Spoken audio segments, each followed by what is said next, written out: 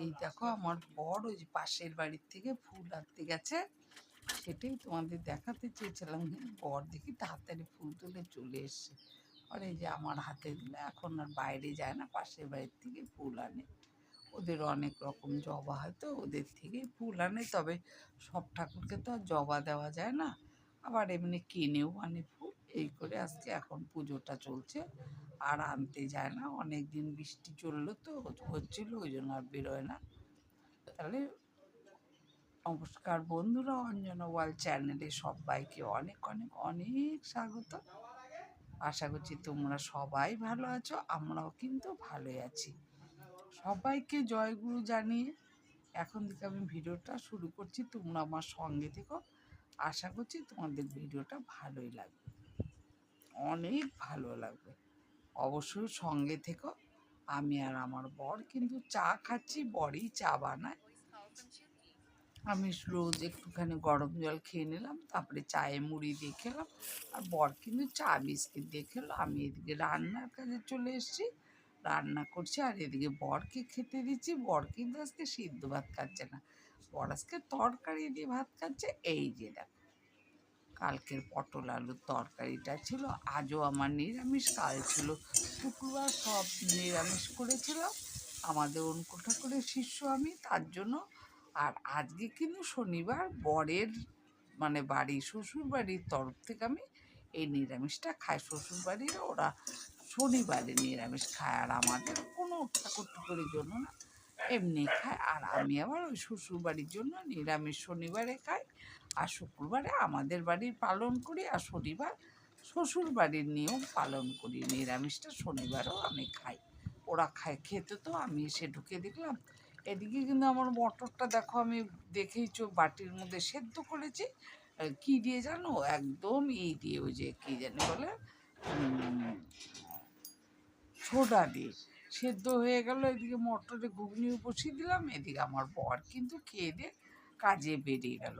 এদিকে আলু ভাজা ভেন্ডি ভাজা করলাম, মটরে ঘুগনি করলাম, তোমার ওই যে কী জানি বলে, সোয়াবিন আলু সেদ্ধ করে নিলাম, মটরে ঘুগনি হয়ে গেল।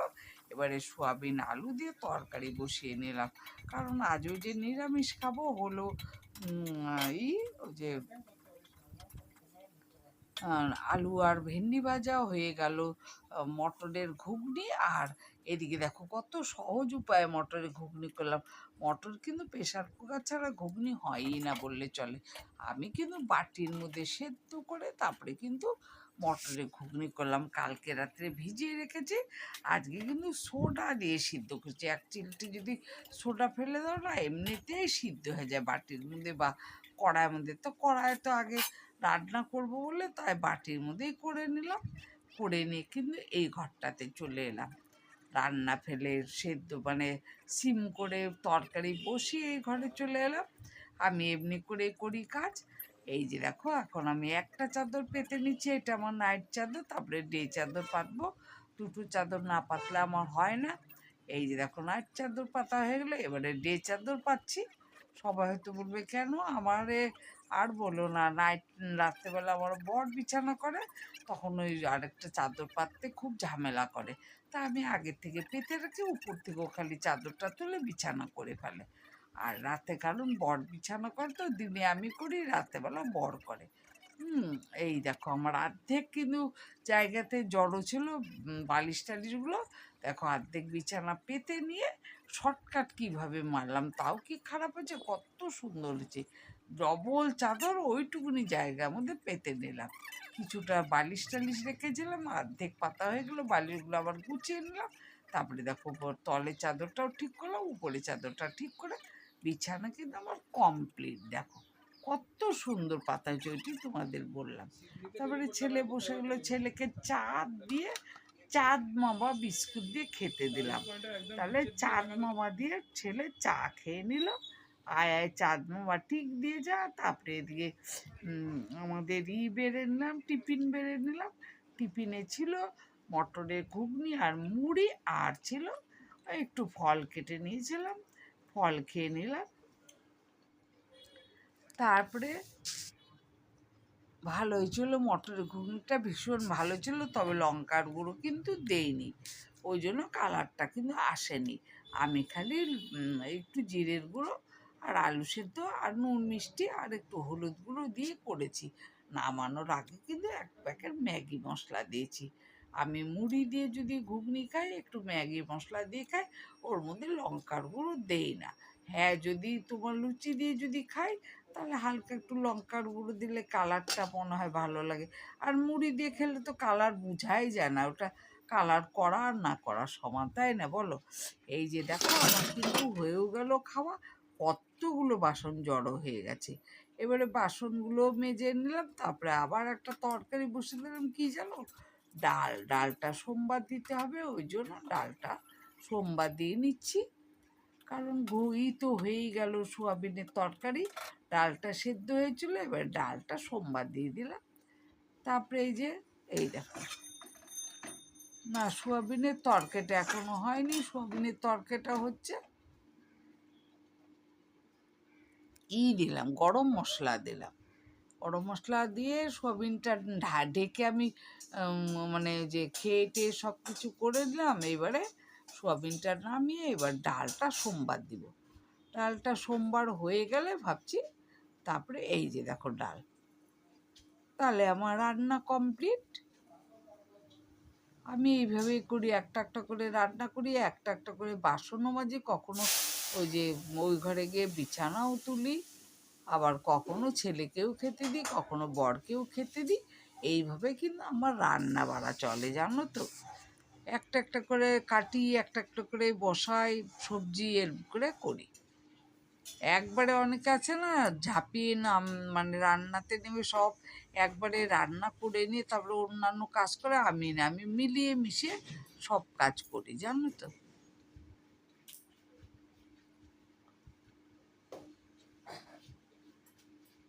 এই যে ডালে সোমবার হয়ে গেলে একটু চিনি দিয়ে নিচ্ছি, যেহেতু আমরা বাঙালি একটু তো চিনি খাবই, হালকা করে দিই। তবে আমি বাঙাল হলেও চিনিটা দিলেও অতটা কিন্তু চিনি বোঝা যায় না, আমাদের চিনি অত বোঝা যায় না, চিনিও দিয়ে নিলাম।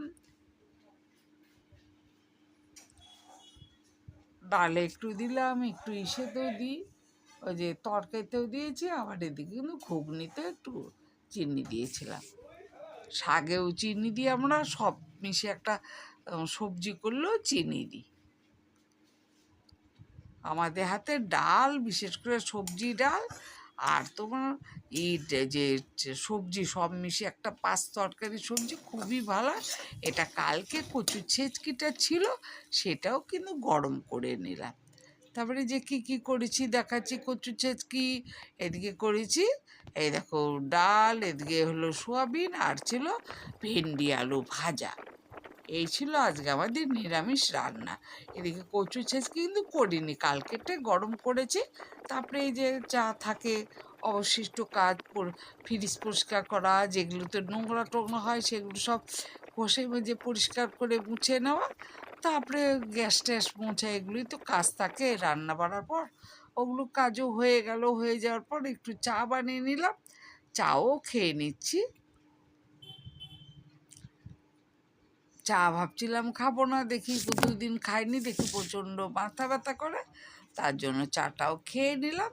তারপরে চা খাওয়া হয়ে গেল, এদিকে কিন্তু ঘর দুয়ার ভালো করে ঝাড়পুছ করে এদিকে ঘর দুয়ারটাও মুছে নিচ্ছি বন্ধুরা।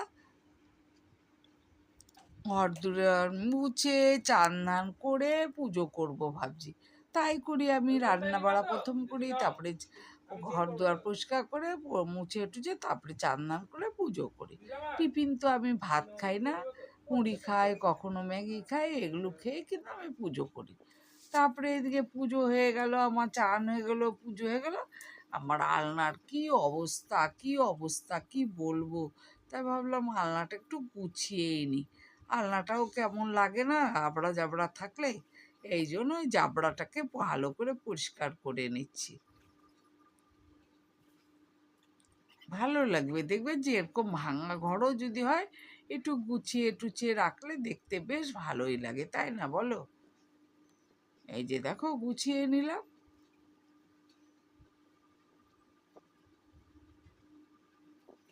এই আলনা টালনা গুছাতে গেলে একটু চানের পরে গুছাই আমি। তারপরে তো আবার খাওয়া দাওয়া করতে করতে শুতে চলে যেতে হয়, কারণ কি শুতে শুতেই তো বিকাল সন্ধে গড়িয়ে যায়, কখন আলনা গোছাবো। ওই জন্য খাওয়া দাওয়ার আগ দিয়ে, এখন আমরা খাইনি, খাওয়া দাওয়ার আগ দিয়ে আলনাটা গুছিয়ে নিচ্ছি। তাহলে ভিডিওটা আর বড় করবো না, কেমন? সবাই তোমরা ভালো থেকো, সুস্থ থেকো, দেখাবে পরের ভিডিওতে। আর আমি কিন্তু পরে ভাত করি, ভাতও আবার হয়ে গেছে, ভাত নামিয়ে রেখে এসছি। তবে আজ ওটা আর দেখাচ্ছি না, কেমন? সবসময় কি আর একই জিনিস দেখাতে ভালো লাগে বলো? ভাত কিন্তু আমার হয়ে এসে নামিয়ে নিয়ে আলনা গুছাতে এসছি, কারণ ভাত আমি পুজো করতে গিয়ে ভাতও বসিয়ে দিই, পুজো হয়ে যায়, ভাত নামিয়ে তারপরে কিন্তু আমি চিটিমিটি যা গুছাই গুছানো হয়। তারপরে বর এলে খাই, নাহলে কখনো খুব খিদে পেয়ে গেলে বরের আগেই খেয়ে নিই আমি, জানো তো। এই যে ছেলে চান হয়ে গেল, আমি এদিকে সব জামা কাপড়গুলো ভাঁজ করে নিচ্ছি। কিছু জামা কাপড় মানে ধোয়ার ছিল, ওগুলো আলমারিতে তুলে রাখবো, ছেলেরা আমার বরের। এই দেখো, এই যে গুছিয়ে নিচে তোমাদের দেখালাম। দেখো আমার পুজো হয়ে গেছে, দেখেছো তো?